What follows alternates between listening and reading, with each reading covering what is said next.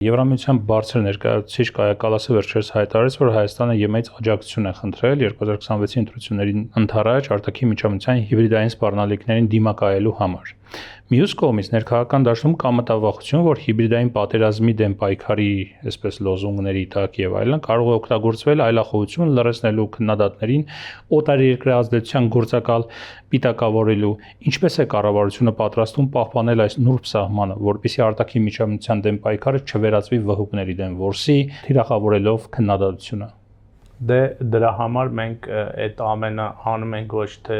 օրինակ կուսակցական մակարդակով, այլ պետական ինստիտուտները զարգացնելու մակարդակով։ Այսինքն որպեսզի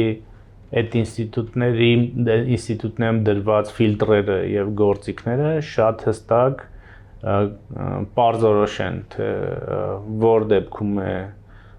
տվյալ հիբրիդային սպառնալիք երկրի անվտանգությանը եւ պետական ինստիտուտներին, որ դեպքում է դա ուղղակի քաղաքական պայքարի մի մաս։ Եվ մենք դա անում ենք ինստիտուտներ զարգացնելու առումով, այլ ոչ թե ստեղծելով, այսպես ասած, ֆեյքերի պոակներ կամ ուրեմն խմբեր, որոնք նախկինում շատ լայն տարածում են ունեցել, կամ ստեղծելով ազդեցության խմբեր, որոնք նմանատիպ գործունեություն կծավալեն դաշտում։